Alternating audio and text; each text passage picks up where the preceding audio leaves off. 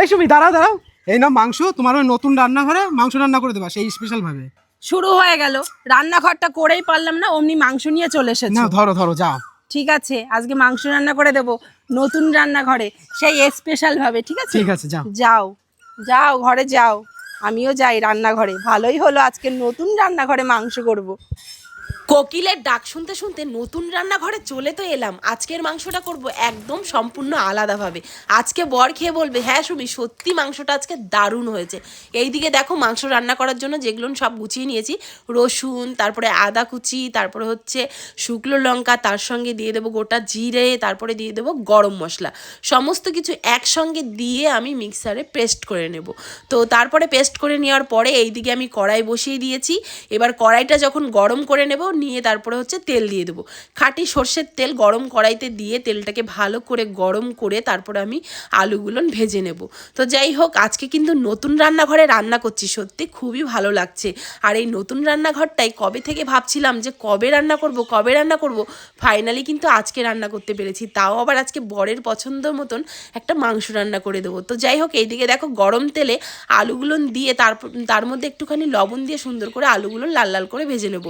তো এইদিকে দেখো মাংসের মধ্যে পেস্ট করা মশলাগুলো দিয়ে একে একে সুন্দর করে মাখিয়ে নেবো। প্রথমে দিয়েছি পেস্ট করা মশলা, তার মধ্যে দিয়ে দিলাম কিছু পেঁয়াজ কুচি, তারপরে দিয়ে দেবো হচ্ছে পরিমাণ মতন লবণ, পরিমাণ মতন হলুদ, তারপরে দেওয়ার পরে দিয়ে দেবো খাঁটি সরিষার তেল, যেটা দিলে একদম মাংসটা সেই হবে।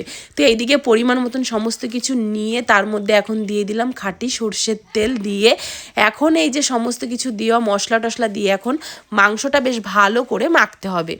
তো এইদিকে দেখো সমস্ত কিছু দিয়ে তারপরে সুন্দর করে এখন মাংসটা মেখে নিচ্ছি। মেখে কিছুক্ষণের জন্য রেখে দেবো। এদিকে আমার আলু ভাজাগুলোও হচ্ছে। তো আজকে জানো তো এত তাড়াতাড়ি করে রান্নাঘরে আসবো কখনোই ভাবিনি, যেহেতু তোমাদের দাদাভাই আজকে প্রচুর ব্যস্ত হয়ে গেছে, যার জন্য বিকালে হয়তো আমাকে কোথাও নিয়ে যাবে, তাই বলেছে সুমি আজকের রান্নাটা তুমি একটু তাড়াতাড়ি করে ফেলো। তার জন্য চলে এসেছি। দেখো, আর এইভাবে মাংস রান্না করলে কিন্তু খেতে খুবই টেস্ট হয়, দারুণ লাগে। তো যাই হোক, আজকে কিন্তু খুবই বরের জন্য স্পেশাল। আর এইটুকু মাংস না, মাংস এনেছিল কিন্তু প্রায় 3 কিলো 3.5 কিলো।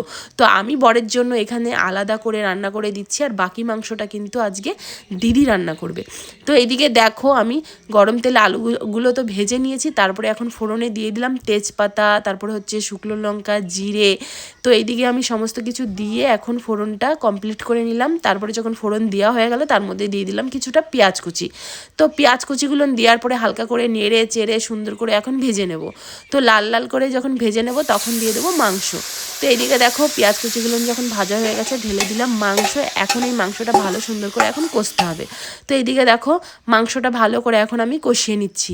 তো যা হবে না, ও দারুণ সেন্ট বেরিয়েছে, দেখেই মনে হচ্ছে এখনই খাই। কিন্তু অনেকেই ভাববে হয়তো মাংসই কি আবার রান্না করছি, কিন্তু না, আজকের মাংসটা খুবই স্পেশালভাবেই রান্না করছি, খুব দারুণ লাগবে। এইদিকে আমি ঢাকা দিয়ে সুন্দর করে মাংসটা কষিয়ে নিচ্ছি, যাতে খুব তাড়াতাড়ি হয়ে যায়। আর এইভাবে মাংস রান্না করলে খুব তাড়াতাড়ি হয়ে যায়, বেশি একটা টাইম লাগে না। তো এইদিকে দেখো আমি মাংসটা পুরোপুরিভাবে কষিয়ে নিয়েছি।